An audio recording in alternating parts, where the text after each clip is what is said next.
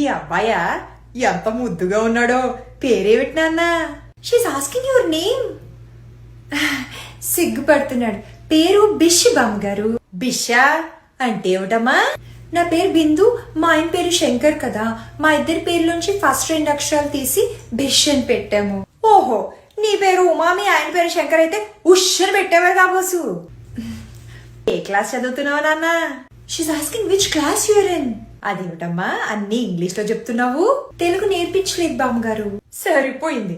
అవతల అమెరికాలో ఉంటున్న వాళ్ళు వాళ్ళ పిల్లలకి మన భాష, సంస్కృతి, సాంప్రదాయం తెలియాలని ట్యూషన్లు పెట్టించి మరీ నేర్పిస్తుంటే తెలుగు రాష్ట్రాల్లో ఉంటూ తెలుగు నేర్పించకపోవడం ఏమిటమ్మా?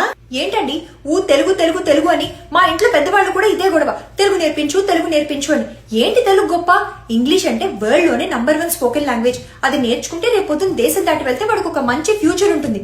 ఇంగ్లీష్ కన్నా తెలుగు ఏ విషయంలో గొప్ప ఒక్క ఎగ్జాంపుల్ చూపించండి, మా వాడికి నేను తెలుగు నేర్పిస్తాను. ఛందస్సు, అష్టావధానం, శతావధానం, సహస్రావధానం, హరికథ, ద్విపద కావ్యం, శతక సాహిత్యం, పద్య నాటకం, అష్టపది ఇవన్నీ మీ ఇంగ్లీష్ లో ఉన్నాయా?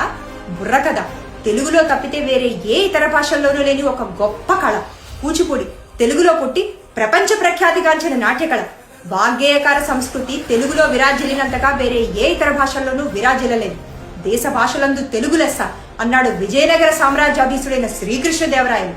ఇవన్నీ నీకు వినడానికి పాత చింతకాయ పచ్చడి కబుర్లాగా అనిపిస్తుండొచ్చు కదూ. సరే, ఇప్పుడు నేను నిన్ను ఒక ప్రశ్న అడుగుతాను. దానికి గాని నువ్వు సరిగ్గా సమాధానం చెప్పగలిగితే నీ కొడుక్కి నువ్వు తెలుగు నేర్పించడం కాదు, నీ ఇంగ్లీషు గొప్పని నేను ఒప్పుకుంటాను.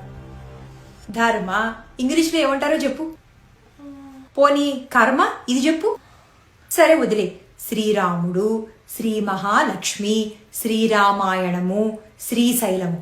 పురుషుడికి, స్త్రీకి, క్షేత్రానికి, కావ్యానికి మర్యాద ఇవ్వడం కోసం నేను ఒకే ఒక అక్షరం వాడాను, శ్రీ అని. మీ ఇంగ్లీష్ భాషలో ఈ 4ంటికి మర్యాద ఇచ్చేలాగా ఒకే ఒక అక్షరం చెప్పు చూస్తాను.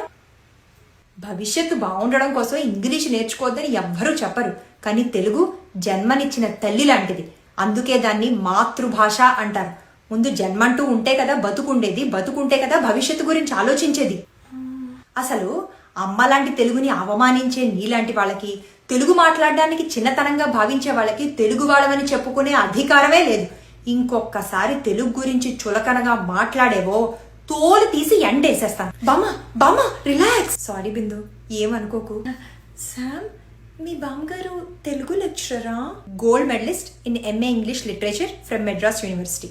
మరి తెలుగు గురించి ఇంత బాగా ఇన్ని విషయాలు ఇప్పుడే చెప్పిందిగా, తెలుగు అమ్మ లాంటిదని. ముందు అమ్మ, ఆ తర్వాత ఎవరైనా ఏదైనా.